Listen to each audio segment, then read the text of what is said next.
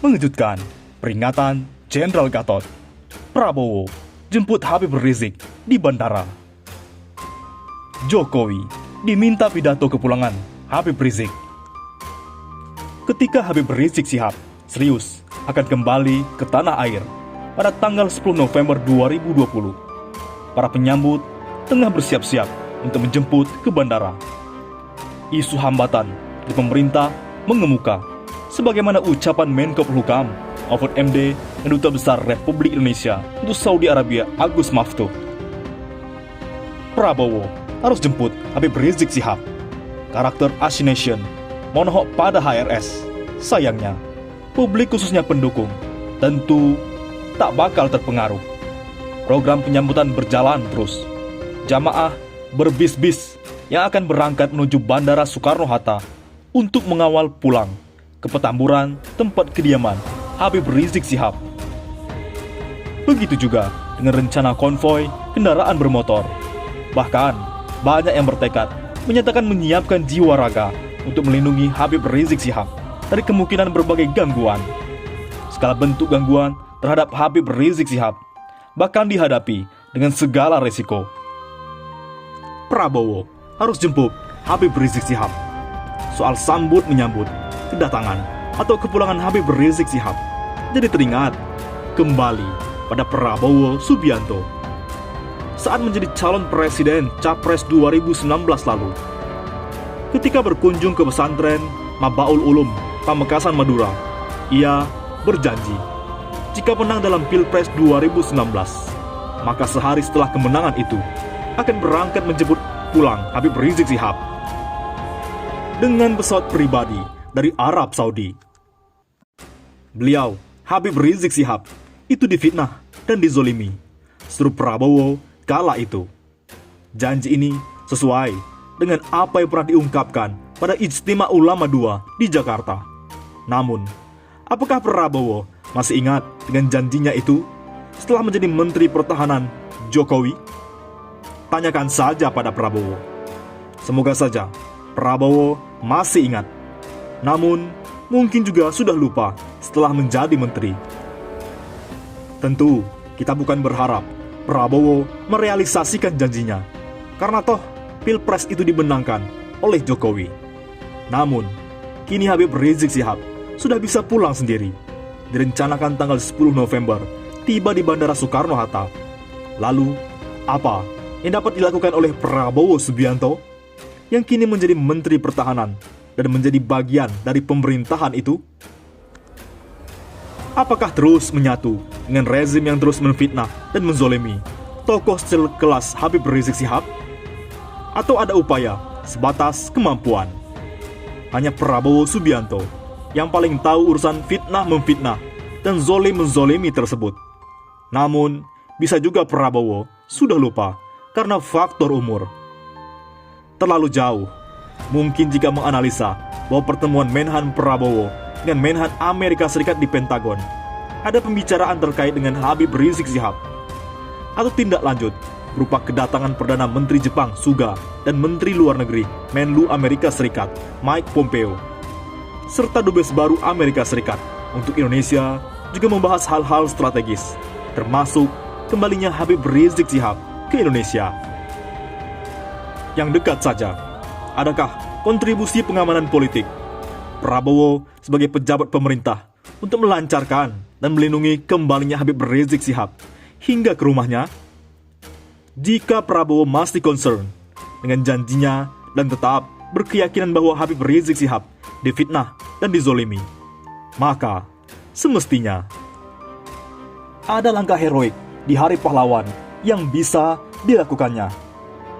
Habib Rizik sendiri telah menyatakan bahwa kepulangannya ke tanah air tidak atas dasar bantuan siapa-siapa. Apakah itu bantuan dari pemerintahan Indonesia atau negara lain? Hal ini dikemukakan tentu untuk antisipasi akan situasi sebaliknya, yaitu lancar dan mulusnya kepulangan Habib Rizik tersebut. Klaim-klaim sering bermunculan. Langkah heroik Prabowo adalah kehadiran di Bandara Soekarno-Hatta untuk bersama umat menyambut kedatangan Habib Rizik Syihab.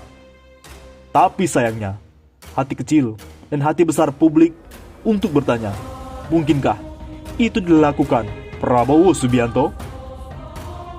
Nampaknya probabilitas untuk itu sangat rendah, mengingat gonjang-ganjing reshuffle kabinet semakin menghangat. Apalagi Prabowo kini sedang bermanja-manja dalam kabinet Jokowi. Bahkan ada sinyalemen bahwa Prabowo telah dipersiapkan menggantikan Kiai Haji Ma'ruf Amin di tengah jalan. Dalam konteks global, Pilpres Amerika Serikat ada olok-olok yang lucu bahwa untuk meredam ngamuk Donald Trump, segera tawarkan pada Trump untuk menjadi Menteri Pertahanan Presiden Joe Biden. Ini terjadi karena Indonesia bisa menjadi rujukan. Prabowo adalah model yang baik dan pas. Maklum saja, namanya juga olok-olok. Di lain sisi, Jokowi diminta pidato kepulangan Habib Rizik Syihab. Ini momen yang bagus. Pengamat politik Rocky Gerung meminta Presiden Jokowi menyiapkan pidato kepulangan Habib Rizik Syihab, sebab pidato itu sebagai momen yang bagus untuk Jokowi.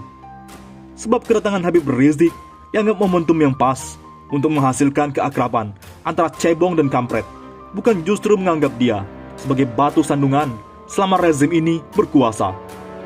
Ini momen bagus. Jokowi lakukan pidato sambut Rizik Syihab untuk ingatkan pernah ada cekcok dengan Habib Rizik. Apalagi negeri ini harus tumbuh, kata Rocky Gerung 9 November. Namun Rocky Gerung yakin itu tidak akan terjadi, sebab Rocky menilai pemerintah menjauh dari Habib Rizik. Dan itu yang kemudian ditandai oleh perusakan simbol-simbol dan baliho Habib Rizik di sejumlah tempat. Siapapun yang melakukan itu, artinya kita tidak siap. Sebenarnya memang perlu disiapkan rekonsiliasi, karena memang terjadi polarisasi, kata Rocky. Bagaimana dengan Jenderal Gatot? Gatot dapat penghargaan dari Jokowi. Itu bukti kami bukan perusuh.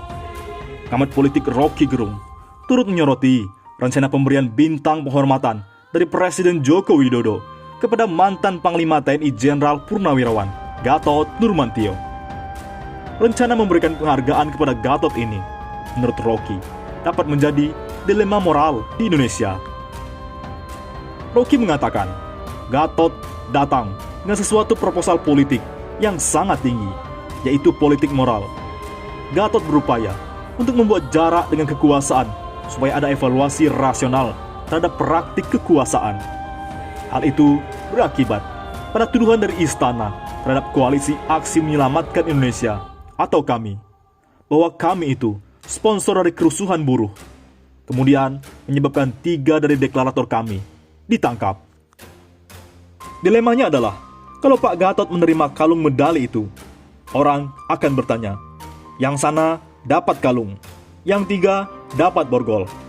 Jadi itu dilema moralnya, kata Rocky dalam videonya.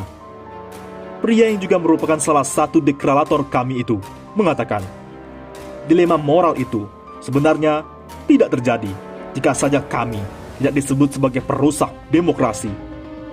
Rocky membaca pemberian penghargaan terhadap Gatot lebih kepada perasaan bersalah istana kepada kami yang kerap menyudutkan. Maka dari itu muncul nama Gatot untuk diberikan penghargaan. Kalau kami tidak disebutkan sebagai perusak demokrasi karena caci maki terhadap kami kan dalam 1 bulan ini berlangsung terus. Jadi, saya membaca bahwa istana mungkin punya rasa bersalah menuduh kami sebagai biang kerok dari kekacauan politik. Karena itu, diberikanlah anugerah kepada Gatot. Terlepas dari apapun motif dibalik pemberian penghargaan kepada Gatot, publik dapat membaca bahwa Gatot bukanlah seorang perusuh. Begitu juga gerakan kami yang di dalamnya terdapat Gatot sebagai presidiumnya. Itu adalah simbol negara untuk menghargai prestasi seseorang. Jadi sebetulnya negara mengakui bahwa Gatot Nurmantio bukan perusuh. Dengan kata lain, kami juga bukan perusuh, karena Gatot untuk sementara kami anggap sebagai panglima kami, ujar Rocky. Bagaimana menurut pendapat Anda?